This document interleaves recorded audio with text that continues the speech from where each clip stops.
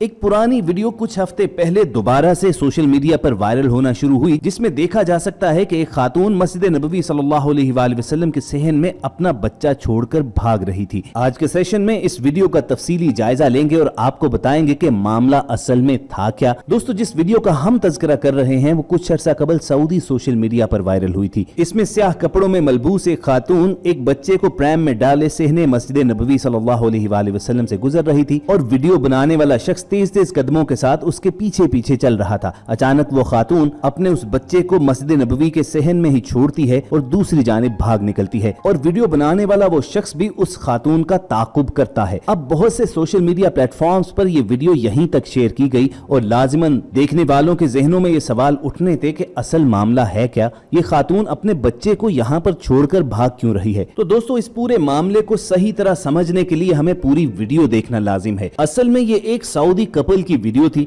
जिसमें उस खातून का शौहर अपने हाथ में टिड्डी पकड़कर उस खातून को डरा रहा था और वो खौफ के मारे उसके आगे आगे भाग रही थी। जब उस खातून को लगा कि उसका शौहर कुछ ज्यादा ही करीब आ गया है तो वो अपना बच्चा वहीं पर छोड़कर दूसरी जानिब भाग निकली। यानी ये किसी खातून का बच्चा छोड़कर फरार होने का कोई पुरसरार वाकया नहीं था, बल्कि मियां बीवी की एक शरारत थी। लेकिन सोशल मीडिया पर इस मुख्तसर सी वीडियो ने एक तूफान खड़ा कर दिया। अब कुछ लोग तो जहां कह रहे थे कि ये मियां और बीवी की दोस्ती की एक मिसाल है और इस्लाम उन दोनों को इस तरह की ठकेलियां और शरारतें करने की इजाजत भी देता है, लेकिन बड़ा सवाल यहाँ पर यह था कि आखिर किस मकाम पर। तनकीद करने वालों की तादाद बहुत ज्यादा थी और उनका कहना था कि इन्होंने सरीहन मस्जिद नबवी सल्लल्लाहु अलैहि वसल्लम के तकद्दुस को पामाल किया है। इस तरह की हरकतें टिकटॉक वगैरह पर तो जेब देती हैं, लेकिन दरबार नबी सल्लल्लाहु अलैहि वसल्लम में किसी को ऐसी फजूल हरकत करने का सोचना भी नहीं चाहिए। ये ना सिर्फ एहतराम आका सल्लल्लाहु अलैहि वसल्लम की भी मुनाफी है,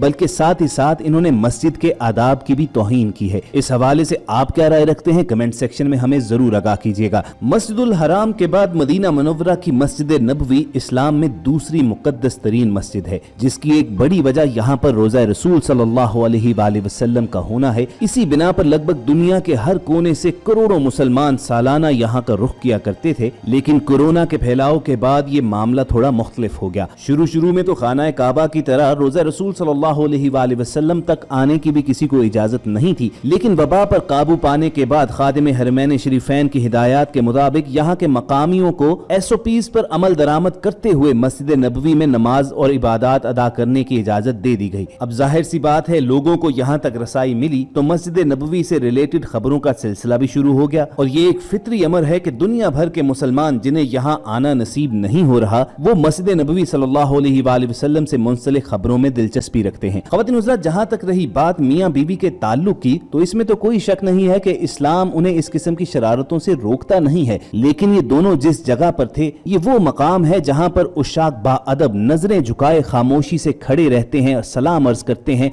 और खौफ खाते हैं कि कहीं दो जहानों के आका के दरबार में हमसे कोई गुस्ताखी न सरजद हो जाए। मगर ये लोग दरबार नबी सल्लल्लाहु अलैहि वसल्लम में जिस तरह दौड़ रहे हैं, इस काम को नर्म से नर्म अल्फाज में भी नामुनासिब पुकारा जाएगा। एहतराम नबी सल्लल्लाहु अलैहि वसल्लम के मामले में तो अल्लाह ताला खुद बड़ा हसास है। कुरान करीम में बारहा इसका तज़किरा मिलता है। बनी तमीम का एक वफ्द मदीना आया, नबी अकरम सल्लल्लाहु अलैहि वसल्लम अपने घर में तशरीफ फरमा थे। उन नादानों ने दरवाजे ही से आप सल्लल्लाहु अलैहि वसल्लम का इसमें गिरामी ऊंची ऊंची आवाज में पुकारना शुरू कर दिया। अल्लाह को अपने महबूब के साथ इतनी गुस्ताखी भी गवारा न हुई। फौरन इरशाद हुआ, जो आपको बुलंद आवाज से पुकारते हैं उनमें अक्सर ऐसे हैं जिनको बिल्कुल अक्ल और तमीज नहीं, बेहतर था कि सब्र करते और जब आप बाहर निकलते तो मिल लेते। फिर सूरतुल हुजरात में इरशाद फरमाया, ऐ लोगो जो ईमान लाए हो, अपनी आवाज नबी सल्लल्लाहु अलैहि वसल्लम की आवाज से बुलंद न करो और ना नबी सल्लल्लाहु अलैहि वसल्लम के साथ ऊंची आवाज से बात किया करो जिस तरह तुम आपस में एक दूसरे से करते हो। कहीं ऐसा न हो कि तुम्हारे सभी अमाल गारत हो जाएं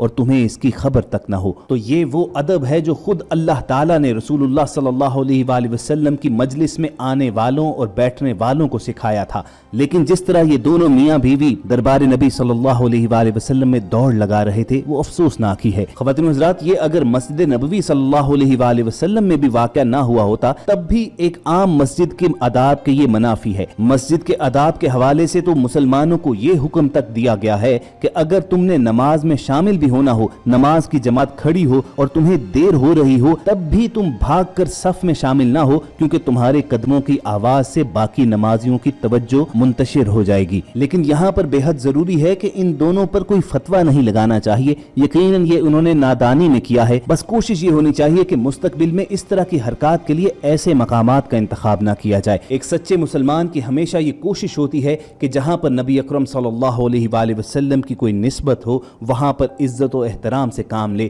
لیکن سوچنے کی بات یہ ہے کہ حقیقی عزت و احترام کیا ہے اور اس کے اظہار کا طریقہ کیا ہے۔ بے شک سچا ادب و احترام وہی ہے جو دل سے ہو، نہ کہ زبان سے۔ اعتقاد چیز ہی ایسی ہے جو دل اور دماغ سے تعلق رکھتی ہے، لیکن ساتھ ہی ساتھ یہ امر بھی قابل لحاظ ہے کہ دل اعتقاد کا ترجمان ہے یا صرف زبان اور اعمال کا اعتراف۔ اگر آپ اپنے والدین کو تم کر کے خطاب کریں گے تو آپ کتنا ہی کہیں گے کہ تعظیم کی جگہ تو دل میں ہے، زبان میں نہیں۔ کوئی بھی آپ کو والدین کا احترام کرنے والا نہیں کہے گا۔ اسی لیے اسلام نے ایمان کی تعریف ہی یہ متعین کی ہے کہ اقرار زبان سے ہو، تصدیق دل سے ہو اور عمل اعضاء سے۔ کسی سے بھی محبت کا دعویٰ رکھنے والے کو محبت کے لیے احترام اور تعظیم و تکریم پر زور دیا گیا ہے، اور ایمان تو از سر تا پا محبت ہے، اور وہ ایمان نہیں جو محبت سے خالی ہو۔ قرآن کے مطالعے سے پتہ چلتا ہے کہ اللہ نے سب سے پہلے خود اس امتیازی شان کا نمونہ ہر جگہ قائم رکھا ہے۔ جس طرح اللہ تعالیٰ دیگر انبیاء کا ذکر قرآن میں کرتا ہے تو چاہیے تو یہ تھا کہ اللہ تعالیٰ آپ صلی اللہ علیہ وآلہ وسلم کو بھی یا محمد